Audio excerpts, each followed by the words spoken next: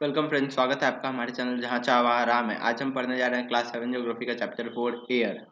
तो इसमें हम लोग एटमॉस्फेयर के बारे में पहले जानते हैं। तो हम लोग का जो धरती है वो एक ह्यूज ब्लैंकेट ऑफ एयर से सराउंड है, जिसे हम लोग एटमॉस्फेयर कहते हैं। और इसी पे हम लोग का सर्वाइवल डिपेंड करता है, क्योंकि यही हम लोग को हार्मफुल सन के यूवी रे से भी प्रोटेक्ट करता है, इसका जो ओजोन लेयर है। और इसी के कारण हम लोग का जो टेम्परेचर वो मेंटेन रहता है, वरना हम लोग या तो बहुत ज़्यादा गर्मी से मर जाते हैं या फिर बहुत ज़्यादा सर्दी से। तो इसलिए एटमॉस्फेयर जो होता है वो टेम्परेचर को बना के रखता है।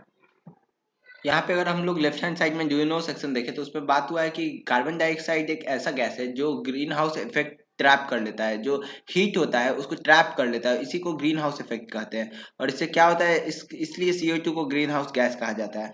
और वरना बहुत ज़्यादा सर्द हो जाएगा, हम लोग का धरती रहने लायक नहीं रहेगा। लेकिन अब क्या हो रहा है कि फैक्ट्री से स्मोक आ रहा है और कार फ्यूम और अदर तरह का पॉल्यूशन के कारण ये एक्स्ट्रा CO2 बढ़ रहा है, जिसके कारण ग्लोबल वार्मिंग आ सकता है। ग्लोबल वार्मिंग के कारण क्या होगा कि जितना भी स्नो कैप है वर्ल्ड का कोल्डेस्ट प्लेस का, वो मेल्ट हो जाएगा और इसके कारण बाढ़ आएगा पूरे दुनिया भर में। और इससे काफ़ी ज़्यादा एक्सटेंशन हो सकता है प्लांट का, एनिमल्स का, और ये बहुत खतरनाक है लॉन्ग रन में। इसलिए इसको रोकने के लिए काफ़ी कुछ किया जा रहा है।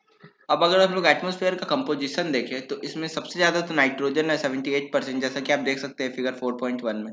उसके बाद फिर ऑक्सीजन है 21%, फिर आर्गन है 0.93%। उसके बाद CO2 और अदर गैसेज है, आप देख सकते हैं इस चार्ट में। नाइट्रोजन जो है वो काफ़ी ज़रूरी है, क्योंकि कई जो बैक्टीरिया होते हैं सॉइल के अंदर और रूट्स में, जैसे कि राइजोबियम, वो सब ही नाइट्रोजन को फिक्स करते हैं प्लांट में। और उसके बाद ऑक्सीजन जो है, जो सेकंड मोस्ट प्लेंटिफुल गैस है, वो तो डायरेक्टली हम लोग ऑक्सीजन ही इनहेल करते हैं रेस्पिरेशन के लिए। तो हम लोग ब्रीथ ही करते हैं वही, तो जाहिर बात है वो काफ़ी ज़्यादा इम्पोर्टेंट है। और CO2 भी कुछ हद तक इम्पोर्टेंट, जैसा कि हमने बताया कि कोल्ड बहुत ज़्यादा हो जाएगा वरना धरती, इसलिए ग्रीन हाउस गैस इफेक्ट के लिए वो हीट को ट्रैप करता है, इसलिए वो भी काफ़ी ज़रूरी है। फिर यहाँ पे एक डू यू नो सेक्शन है जो बता रहा है कि जब हवा गर्म होता है तो वो एक्सपैंड होता है और लाइट होने के कारण वो ऊपर बढ़ते जाता है, जबकि कोल्ड हवा जो होता है वो काफ़ी नीचे होता है।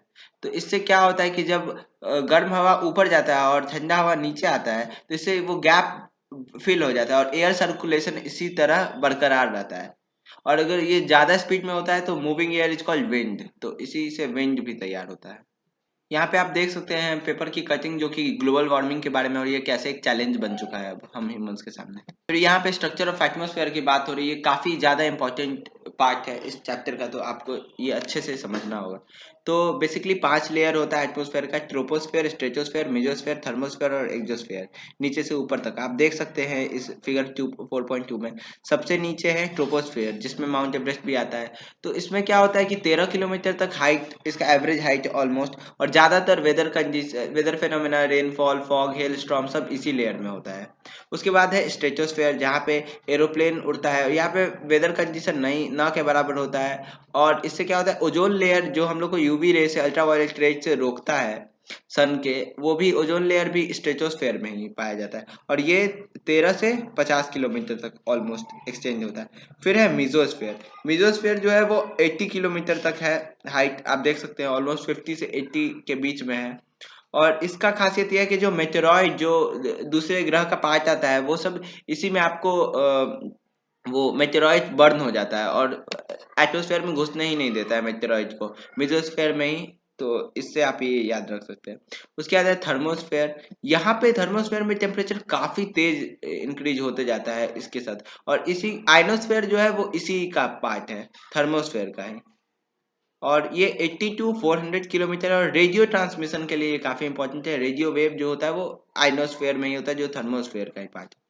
उसके बाद है एक्सोस्फेयर। एक्सोस्फेयर सबसे ऊपर का पार्ट है। यहाँ पे बहुत ही कम हवा होता है और लाइट गैसेज जैसे हीलियम, हाइड्रोजन फ्लोट करते हैं। आप यहाँ एक बार फिर से फिगर देख सकते हैं, सबसे ऊपर एक्सोस्फेयर है। उसके बाद अगर हम लोग बात करें वेदर और क्लाइमेट का, तो हम लोग पहले भी पढ़ चुके हैं, जो डे टू डे चेंज होता है टेम्परेचर में और बाकी चीज़ में, hour to hour day to day condition change होता है, उसे ही हम लोग वेदर कहते हैं। और जब लॉन्गर पीरियड ऑफ टाइम के लिए जो वेदर कंडीशन होता है, उसी के एवरेज को हम लोग क्लाइमेट कहते हैं। तो यहाँ पे टेम्परेचर है जिसको हम लोग कह सकते हैं कि डिग्री ऑफ हॉटनेस या फिर कोल्डनेस जो एयर का होता है उसे ही हम लोग टेम्परेचर कहते हैं। फिर यहाँ पे कुछ वेदर इंस्ट्रूमेंट का बात कर रहा है जो कि काफी इंपॉर्टेंट है, समझ लीजिए। जैसे कि टेम्परेचर को अगर हम लोग को मेजर करना है तो वो थर्मोमीटर से होता है, ये तो काफी बेसिक है। लेकिन एटमोस्फेरिक प्रेशर को अगर हम लोग मेजर करना है तो वो बैरोमीटर से होता है। और अगर हम लोग को मेजर करना है कि रेनफॉल कितना सेंटीमीटर हुआ है तो वो हम लोग रेन गॉग के मदद से करते हैं। और अगर हम लोग विंड का डायरेक्शन पता करना चाहते हैं कि किधर साइड चल रहा है विंड, तो वो विंड वेव की मदद से होता है। ये आप देख सकते हैं, यहाँ पे चारों चीज दिया हुआ है। उसके बाद यहाँ पे इंसोलेशन का बात हो रहा है, तो इंसोलेशन बेसिकली कुछ नहीं होता है, बस यही होता है जो सोलर एनर्जी जो इंटरसेप्ट होता है अर्थ में सन के कारण, उसे ही हम लोग इंसोलेशन कहते हैं। यहाँ एक ऊपर डू यू नो फैक्ट भी है कि 1 इन 2 2 × 10⁹ 9 पार्ट जो होता है सन का, बस उतना ही हम अर्थ एब्जॉर्ब करता है। तो इंसोलेशन काफी कम होता है, फिर भी इतना ज्यादा गर्मी होता है। फिर standard unit of measuring temperature जो होता है वो होता है डिग्री सेल्सियस। और ये इसको इन्वेंट किए थे एंड्रीज सेल्सियस ने, उन्हीं के नाम पे हुआ था। और ये 0 डिग्री पे वाटर फ्रीज कर जाता है और 100 डिग्री पे बॉयल हो जाता है, यहाँ दिया हुआ है। उसके बाद फिर मून के बारे में दिया हुआ है कि वहां कोई एटमॉस्फेयर ही नहीं है, ना एयर है, ना एयर प्रेशर है। और एस्ट्रोनॉट को स्पेशल सूट पहनना पड़ता है, वरना वहां पे काफी दिक्कत आ सकता है, ब्लड वेसल ब्रस्ट कर सकते हैं और ब्लीडिंग शुरू हो सकती है इसलिए।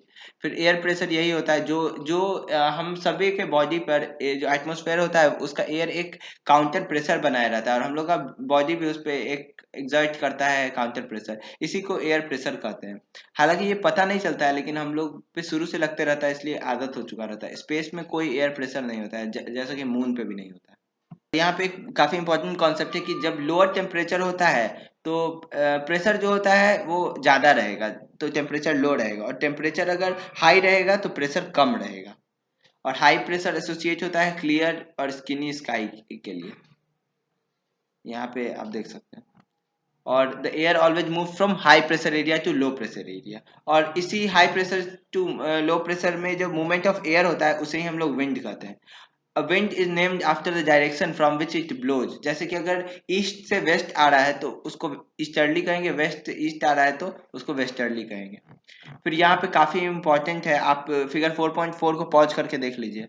विंड को बेसिकली 3 भाग में बांटा जा सकता है। परमानेंट विंड जो कि ट्रेड विंड है या वेस्टर्लीज या ईस्टर्लीज, ये लोग ये सब परमानेंट विंड होता है, ये constantly through out the year particular direction में चलते ही रहता है।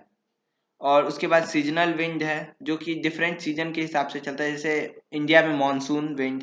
फिर लोकल विंड है जो कि डे या particular day period of the day या फिर ईयर इन स्मॉल एरिया, जैसे कि लैंड और सी ब्रिज वो। और इंडिया में भी गर्मी में लू चलता है तो वो भी एक तरह का लोकल विंड है। इसके बारे में हम लोग विंड सिस्टम और मेजर प्रेशर बेल्ट के बारे में हम लोग आगे की क्लास में डिटेल में पढ़ेंगे। यहाँ पे बस ये चार्ट दिया हुआ है, अगर आप समझ सकते हैं तो समझ लीजिए। उसके बाद अगर हम लोग बात करें तो यहाँ पे ज़्यादा कुछ नहीं दिया है, बस दिया है साइक्लोन कैसे तबाही मचाता है, ये उतना इम्पोर्टेंट नहीं है। उसके बाद मॉइस्चर के बारे में दिया है। मॉइस्चर बेसिकली कुछ नहीं होता है, जो वाटर कंटेंट होता है एयर में उसी को मॉइस्चर कहते हैं। और moisture in the air at any time is called humidity. तो पहला दो लाइन से ही क्लियर है। When the water evaporate from the land and different water bodies it became water vapour. Evaporation basic evaporation होता है जो जिसके कारण वाटर वेपर जो होता है वो गैस में बदल जाता है, तो मतलब वाटर लिक्विड वाटर गैस में बदल जाता है और वाटर वेपर बन जाता है। और उसके बाद मॉइस्चर इन द एयर के फॉर्म में आ जाता है, इसी को ह्यूमिडिटी कहते हैं। और जो एयर फुल होता है वाटर वेपर से भरा तो हम लोग उस दिन को ह्यूमिड डे कहते हैं। फिर यहाँ पे रेनफॉल का टाइप दिया हुआ है, साइक्लोनिक रिलीफ जिसको हम लोग ओर्नोग्राफिक रेनफॉल भी कहते हैं, और कन्वेक्शनल रेनफॉल, ये 3 टाइप होता है।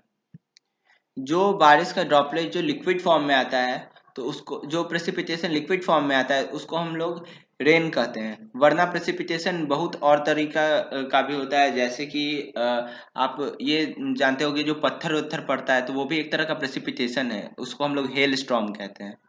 और स्नो भी एक तरह का प्रेसिपिटेशन होता है। यहाँ पे आप बेसिक कॉन्सेप्ट समझ सकते हैं कि साइक्लोनिक रेनफॉल क्यों होता है। जब वार्म एयर ऊपर जा रहा है और कोल्ड एयर नीचे आ रहा है तो इससे साइक्लोनिक होता है। अगर मॉइस्ट एयर जो होता है वो किसी माउंटेन से टकराता है तो उसमें रिलीफ रेनफॉल होता है। और कन्वेक्शनल रेनफॉल सिंपल होता है, अगर वार्म एयर ऊपर जाता है तो इससे बादल से होता है। ये चैप्टर में इतना ही था। Other forms of precipitation are snow, sleet and hail. उसके बाद आप एक्सरसाइजेज आई होप आप कर लीजिएगा, ज़्यादा कुछ है नहीं। अगर कोई डाउट हो तो आप कमेंट सेक्शन में डाल सकते हैं। Must like the video, share it and subscribe the channel. Thank you very much.